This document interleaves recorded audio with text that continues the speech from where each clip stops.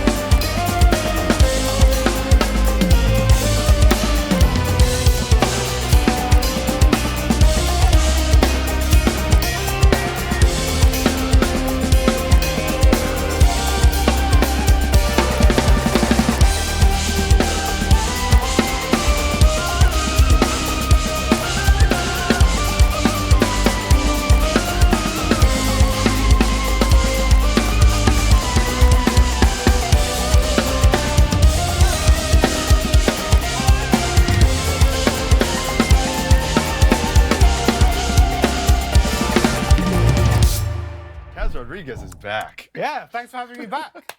Well, it's been 5 years, so it's about time. Yeah, right? I've aged. And you brought some bass drums with you this time. Bought some bass drums, one more. Yeah, and well, 2 more.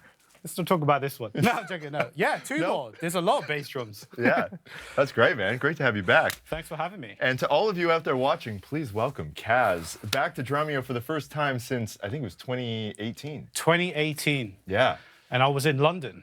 You were in London. You're one of the first, I guess, international guests that we brought out. Yeah. And I guess since last time you were out here, you've been playing with Josh Groban. Yeah. For, I guess, was that 5 years, 4 years? 5 years now, yeah. Okay. Basically, since the start of Drumeo. Yeah. And he watched your drumming lesson, apparently. He did. Yeah. That's so crazy. It was such a crazy, like, situation of how synergy works. Yeah. I just didn't realize it was a case because he'd been, he's a massive Drumeo fan, and he's just watching lots of drummers, and there were so many iconic drummers there, and I was like, he felt really attached to my sound and what I do in composing, and we've hit it off since then. But thanks to Drumeo for putting me on. Wow. And it kind of helped. We all help each other. Well, it's an honor to have you back. Thank you. And of course, you also have a whole bunch of solo material. Yes. Drum tracks, your own albums. Yeah. Kind of a drummer's dream to play along with that stuff. And that was one that you just played there called Sahara. Sahara, yeah. It just sounded very like I'm in a desert. Yeah. And I was just like really hearing the sound of, I don't know why you would have a train in a desert, but I think they have that. I'm not sure. Maybe, somewhere, I'm sure. Yeah, it's that kind of, I was just hearing it. Yeah. So Got some momentum behind it? Yeah, so that was kind of the idea behind that beat. And then I just made a track over it. So nice. What way to learn your drumming with music? Yeah, that's actually, we'll get into the lesson in a few minutes, but we're going to be talking a lot about that. And Kaz has actually done a whole bunch of play-along tracks, practice tracks, loops for lots of the courses we have inside of Drumeo. You were one of our Drumeo coaches in 2020 and 2021 when we were doing all the satellite stuff, when we couldn't bring out any guests to the studio. And lastly, we do this kind of thing inside of Drumeo all the time. We've got 5,000 song transcriptions with drumless tracks. We've got a method to teach you the drums. Kaz is actually filming all week with us some new workout style videos with a bunch of original loop tracks as well. So hopefully later this coming year, we'll be seeing those come out. So if you want to check that out, you can get a 7-day free trial, drumeo.com/trial, and you can check out everything we're up to there. But you want to do another track? Yeah, let's play some. I'm going to play a song that isn't mine. I really like to try other people's songs as well. I'm so used to playing mine. So this track is by Alex Argento from Italy, who's also in a band with Virgil Donati, one of my good friends. And I said, you know what, I'm going to give it a shot. So let's play this song.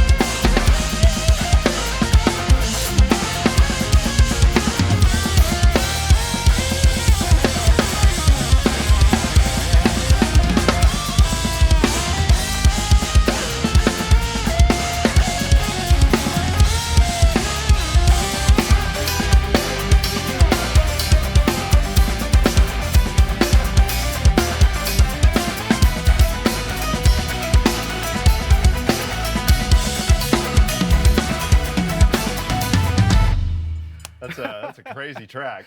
Thank you. It is crazy, but It's like fives at the end and Fives. modulations all the way through. yeah. But yeah, I just felt like it was a nice thing to play someone else's well because that's why I do it. You know, I do it so people can have their voice. And I think like a lot of other musicians make their songs so they can hear how you hear it. An instrumentalist hears it completely a different way. Yeah. So it's just fun. Nice, man. Yeah. And what was that track called? Flashlights, there you go. There it is. I think like the gods have spoken. Yeah, some dust kind of Some raining dust down just went, on us. flashlights. So we're talking all about developing musicality with loops. Yes. Obviously, this is a huge part of what you do with composing and writing music. But I guess this is how you practice too when you were learning music. So yeah, take it away. How do you use this concept? Yeah. How do you practice this stuff? So the whole theory behind me practicing with loops is just exploring the whole array of options that you have. It really changes the way that you can feel around the music, the loop. It gives you a informal instruction of, okay, I can do this feeling to make it feel slow. I can do this to make it feel fast. I can do this to create another musical section. And it's just finding as many possible options within this 8-bar, 16-bar loop, and just learning how you could create a story behind it. So this is why I work on 8-bar, 16-bar loops. And a lot of the time, whether I'm posting something or writing a song, it's always developed from the main loop feature, like an 8-bar loop, and seeing, okay, I can play this groove, I can play that groove, I can play anything I want. So telling a story. I've got something here, which is kind of like a house loop that I've made. Yes, now we're gone from prog. The worldwide debut of Kaz's house music. House music. Let's go. Yeah, let's go. Let's go, Canada. No, so the whole thing as well is just about giving yourself some options. So like I found this loop that plays an accent on the keys on the So 16th note groupings, 1E and 2E and 3E and 4E and 1E and 2E and 3E and 4E and So within that concept, I found this loop and it's just doing stabs. Yeah. With a bass line going boom, boom, boom, boom, boom, boom, boom, boom, and just shakers. The idea is just to, and I'll play this for you so you hear what's going on.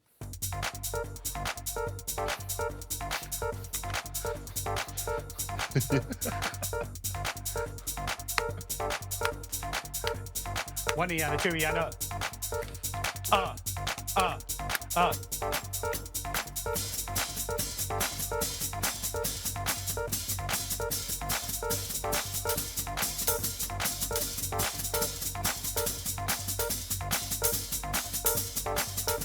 Right? Yeah. So you hear the So that's the foundation. And what I have to do is to try and find the possible ways for me to play some grooves on top of that. So the first thing I always do is just 4 on the floor. Because it's like, what's important? You got to play the groove strictly. Yeah. 4/4. Keep it 4/4, right?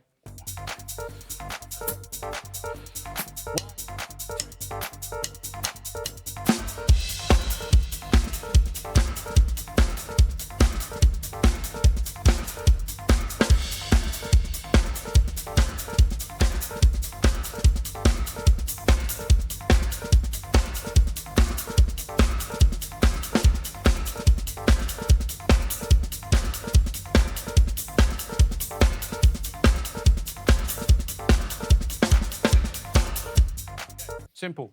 And now we established that. So now I really want to see where can we go with this? How can we explore this? Until we get to that point of exploration, I want to just see if I can break it up. So this is the kind of thing that I grew up to playing, like breakbeat stuff. Yeah. And it just became like really fun to really understand where the pulse is. So I'm just going to play the same thing with the offbeat with this hi-hat. And I kind of made this like a 808, kind of like 909 offbeat hi-hat. Nice. So that's my weight. That's my anchor. And I'm going to start playing something like...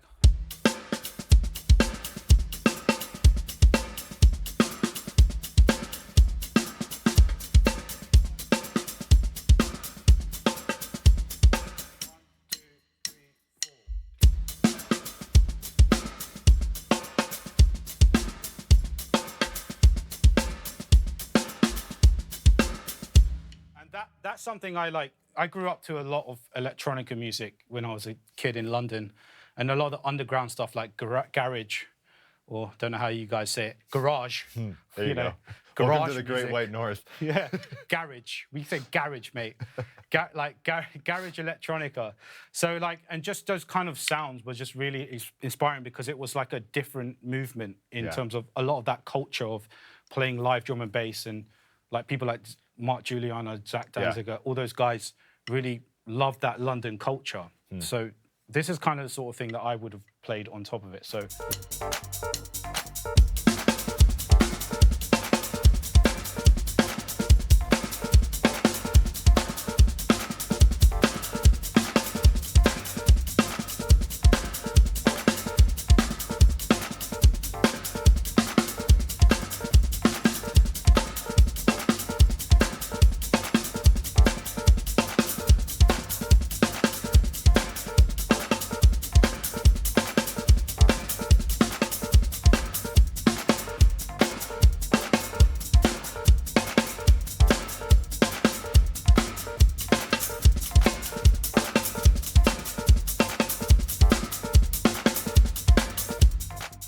You see where it's going from. So if I play those two rhythms side by side, you will hear how it completely changes the feel.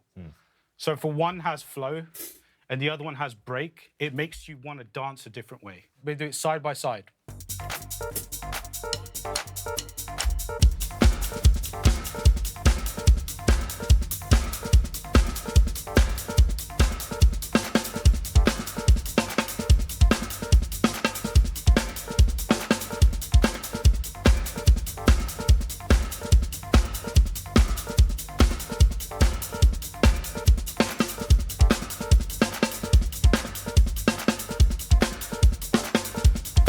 You hear it? Yeah, and you have those, it's almost like your offbeat on the hat and your left foot are just the anchors. The anchors, exactly. Yeah. There's always an anchor because when you're doing these sort of things, you really want to be able to make sure there is some sort of weight. Yeah. Because I've always said this, I mean, you know, a lot of friends of mine would say the same, and I guess you've had Thomas recently. You know, Thomas also mentions playing a lot of stuff with time really helps make sense with whether you're playing eighth notes or quarter notes or 16th notes if you do. And it just gives you this kind of, it feels like the weight is evenly distributed and it feels unbroken. If I was doing... It's like something's missing. Yeah. You're almost missing that pulse, that the pulse, reminder of exactly where it is. So...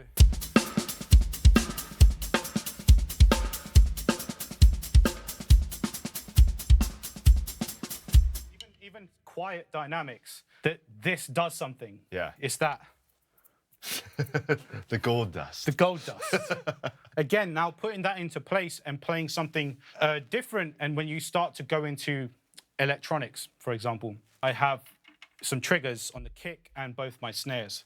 So I'm able to like play some different sounds on here as well. So even if I just add a...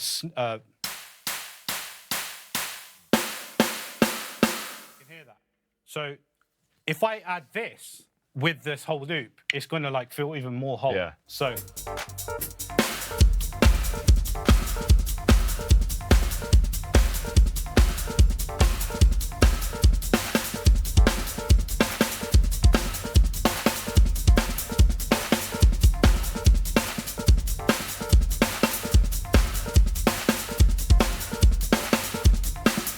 right? Just that little bit of Yeah. extra stuff that keeps it going on a little bit longer. Yeah, just white noise. And even Yeah. again, like you can have fun with this. I'm using the TM6 Pro, which is a fantastic module. Within this as well, you can change parameters. Like you could just go, okay, I'm not trying to do an electronics masterclass here, but still, it's just like with that loop, how do I find the right transients for it? Like pitch. So I'll just play a loop.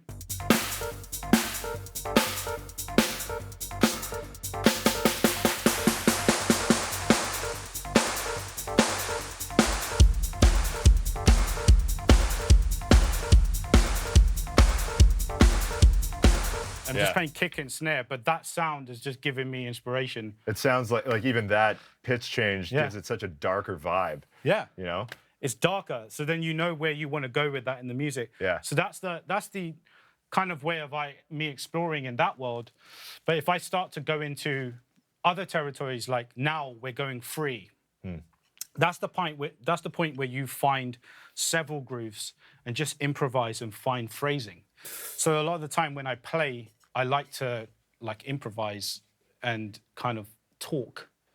Like I like to say things that I play. So if I go, you know, like if I'm playing,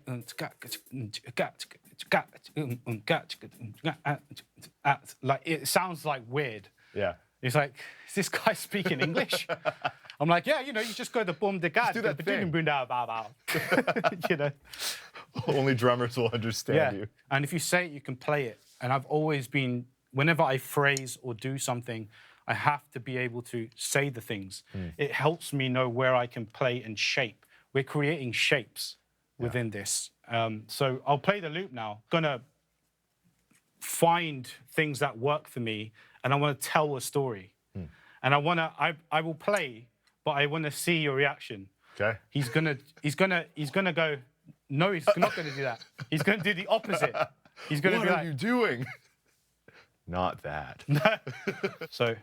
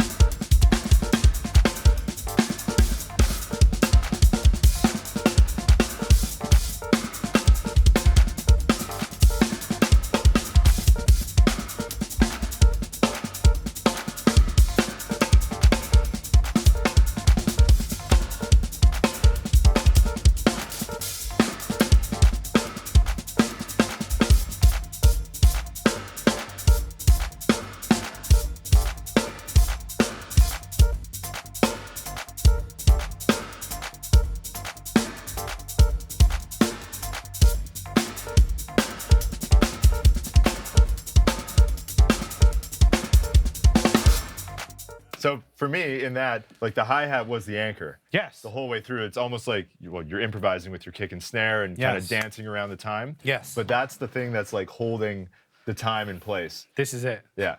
And that's why I wanted you to see where there is always an anchor. Yeah. No matter where you go, there's no way, unless you're Vinnie Colaiuta, the time king, to be able to find those anchor points.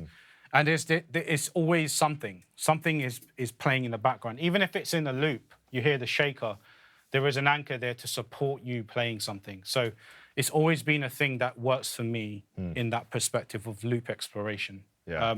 So that was just an example for house. Yeah.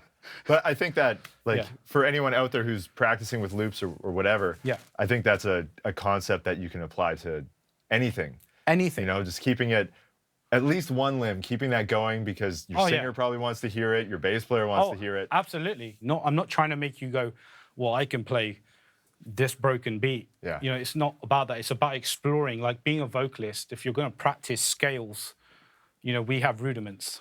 You know, do we play paradiddles? If you practice those paradiddles, and you know, if you're doing that, for example, that you know, that what you could do.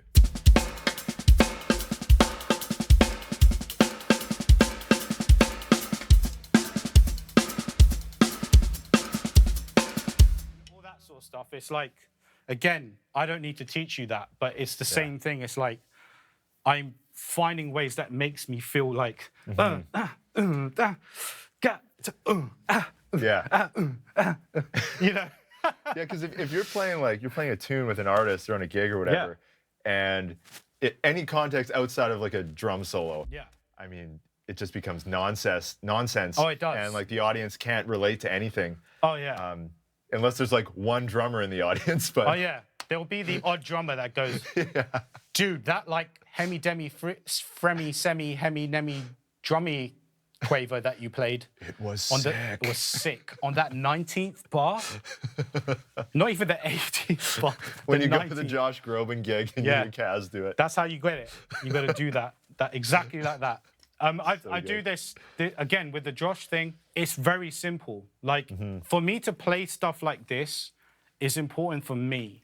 But when I'm on stage with like Josh, it's very much about like, you know, we do this song where I used to get in trouble doing this. Like because I was like, you know, Steve Jordan's on this record. If I do this, maybe I'll get in trouble. Yeah. It's like, and it was this song actually.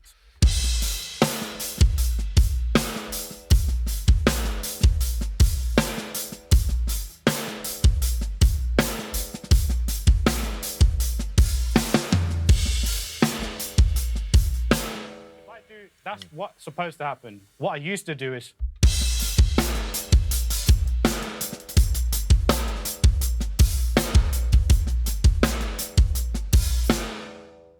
And it's like, what is going on? Keep it simple. Yeah. And it's just like, even those metric stuff, you can't do...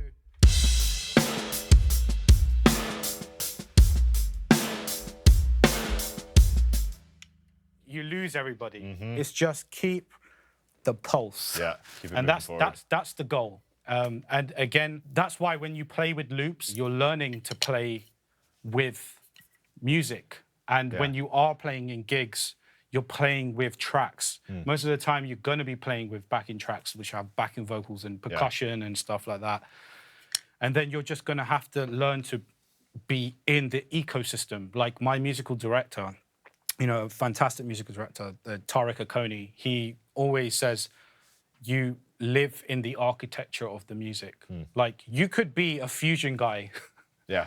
The guys that were before me, like Dave DeCenzo, Gary Novak, I mean, these guys are heavy hitters for Josh. But then, like, me coming in, they must have been doing something right. And that was serving the music. Yeah. So that's why when you're playing to tracks, you really want to learn that metric of serving the music. Yeah, and that was actually my next question. Especially a lot of newer drummers, they ask, like, should I play with loops or should I play with just a metronome track? And I think you hit on it right there where you were saying, like, you get phrasing when you're playing with loops and you get context. Do you have any other thoughts? Phrasing and context you do, and also with loops, you're hearing the environment a bit more. With click, I just feel like it's too bare. And a lot of people, I have no disrespect for people who play with click. I think click is also very valuable. But when you have something that makes you want to move a bit, it's just so much more enjoyable. And that's why, like, I make music, like musical tracks that have little hints of displacement, paradiddles, you know, accents that you can catch on and then figure things out as you get comfortable. Another track? Oh, okay. Yeah, man. All right. The people want more. All right. All right, so this next song I'm going to play is called Orbit.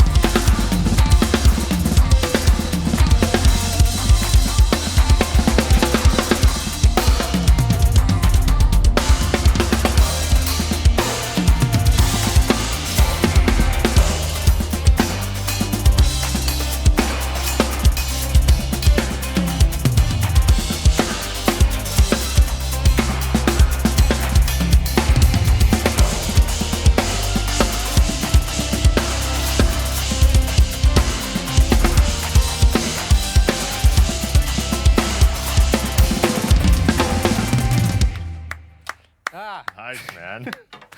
I get why you like the halftime. I like the halftime because it sets for the double time, but most of the track was like halftime. Yeah, I can tell too, like there's certain spots in that track where you bring in like the quarters on the kick. Yeah. And just like the anchor points we were talking about, Yeah. it really just grounds you as the listener. Yeah. Like, oh, there's the pulse. There it is. So there's a great question came in from Daniel Melenda, and they were asking, how do you know what's appropriate and what's not appropriate? How do you know when to back off and when the right time to do that kind of stuff is? A lot of guidance. Nice. A lot of guidance. I mean, it's plain and simple. There's things that work and there's things that just don't. And I learned that through playing with bands, being in pop, in touring in pop. When we did rehearsals, I had to understand that the whole typical thing that people try to do in the pop world, throwing the chops and stuff like that, there's a time and place when it's needed, if the artist requires it, if the musical director really requires it. And most of the time, it's more on how you play groove. A lot of the time, like when you're playing to tracks, it's all about pocket. Yeah. 99% of the time, maybe even 100% of the time, it's just pocket. If you feel good in your playing, you're gonna get the gig. We got a few minutes left, so you've got another loop on there? Got another loop. Yeah. So the other loop I'm gonna play is playing something in 6/8. So we all know that Brandon loves a bit of 6/8. So this one is a song this is a section from my song called Nano, from my latest album. And a lot of the time, people always ask about, well, how can you explore with 6? Well, it's easy. A lot of people love 6 because it's very flowy. 1, 2, 3, 4, 5, 6. 1, 2, 3, 4. If you hear it like that, it's 6/8. 1, 2, 3, 4, 5, 6. 1, 2, 3, 4, 5, 6. 1, 2, 3, 4, 5, 6. And it's got this kind of sway feel. So I really love this, and also to be able to play time with it. Playing in 4/4 over against it. Because if we equal 4/4, how many bars do we need of 4/4 to get into 6 within 6/8? 24 beats. 24 beats to get back into 6 bars. If I play 8 like... bars, let me hear you see it. So.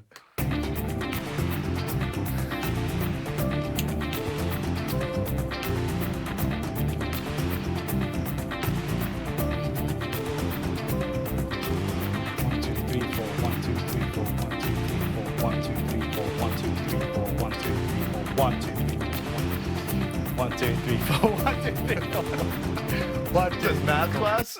So I'm going 1, 2, 3, 4, 1, 2. So I'm doing 4/8. So you play 1, 2, 3, 4, 1, 2, 3, 4, 1, 2, 3. So it's 3 sets of. We're gonna give out calculus textbooks. After that. Oh yeah. This, Well, for me, it's less about the numbers of like counting. It's more about hearing it. Yeah. So I'll play 6/8. So it's 2, 3, 4, 5, 6.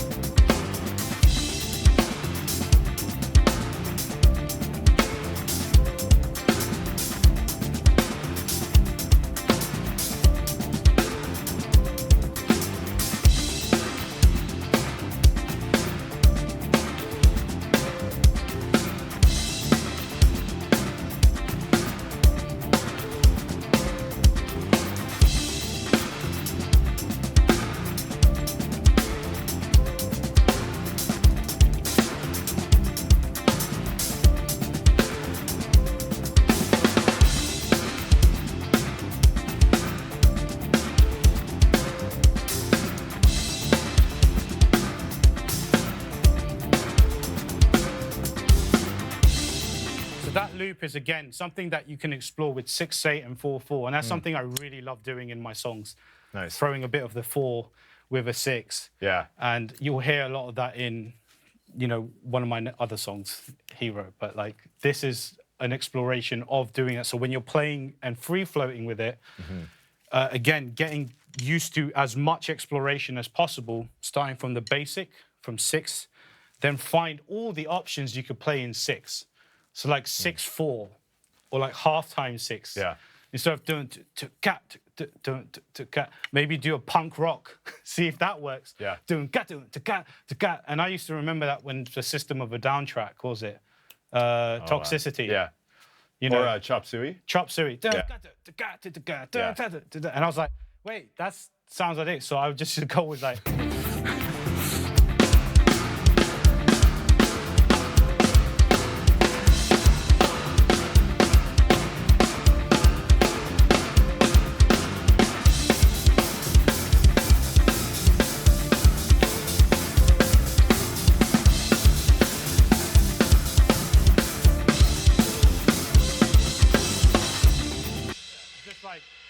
Again, exploring the possibilities of where I can go, and then you can really start shifting time. You know? Nice. Do you want to just play that loop and show us like where would you go with exploration in a 6/8 track? Sure. Okay, let's do it.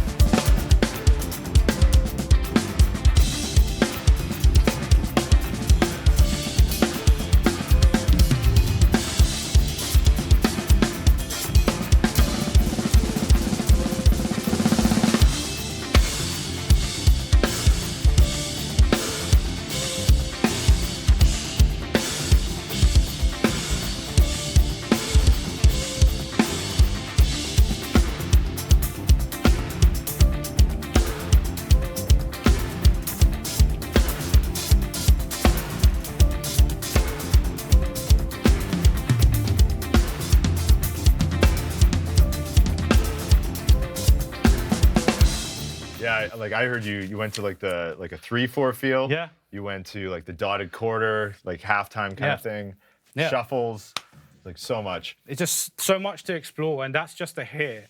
Yeah. You know, there's so much you can cover in an hour, but at the same time, it's like, it's really coming down to you, how you use your imagination. It's like your voice matters with how you perceive that sound. Like if you were on the drums and you want to hear, oh, I hear this and this, people can structure it. And it's good to have method behind the madness. Yeah. But it's also good to have expression within the emotion. Actually, there's one other question that came in. This is from, I'm going to butcher this name, but Kagri B. I read somewhere that Kaz hears music in colors. Can you please share some examples for me to understand? Yeah. Or the short abridged version. Short abridged version is I see color. I think if you see my last Drumeo visit, I explained heavily about the way that I've been brought up with synesthesia, and I see colors through notes. So when I hear like a sound or note or frequency around me, play a crash, I can see a color grouping of note in that, so I could play a chord out of that. Yeah. And then I have to just find it on the piano, and for some reason that works. Yeah. And it turns into a note, a chord, or a track. So you're not composing with like notation or anything like that? I play on the piano. Everything I sound design, I play stuff on the piano through what I hear through color, and it's just kind of a blessing. Yeah, it's super cool, man. Super blessing, yeah. Awesome. Do you have any final thoughts, parting words of wisdom to all the amazing people out there?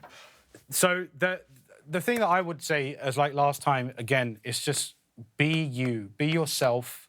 You know, the times that we are living in, it's so like crazy in terms of, you know, playing live, and we're slowly coming back to live again. And I really urge, I know some people will feel scared to play out again and play their drums or the instrument, but really stick to it. When you stick to it and you have places like here, like Drumeo, you know, we're all here to help you and to lift you and to inspire, because we get so much from you guys, and I get so much from you guys to support. So it's important that if you learn something and you're keeping at it, it gives us inspiration. It's not our job to inspire you, it's for us to feel hugely inspired by you guys. So again, I just want to say, like, keep doing what you're doing, whether you're drumming or playing or composing or singing, whatever it is, just keep at it and something will come. It happened for me. I love it. Awesome. Thanks a lot, man. Thanks for coming back. No worries. And to all of you out there, be on the lookout for everything coming later this year from Kaz, all like the workout style stuff and some YouTube videos and all that. So we're going to close out with a track called Hero. Hero. Yeah. Highly requested, apparently. Yeah. Yeah. Hero 2.0. 2.0. It's coming out on my next album. Nice. So yeah, just it's a song that it just inspired me. It was a person who said to me, you'll feel like a hero one day. So I wrote this song and I've done a 2.0 version. Love it. So enjoy it. Nice. Yeah. Cheers, everyone.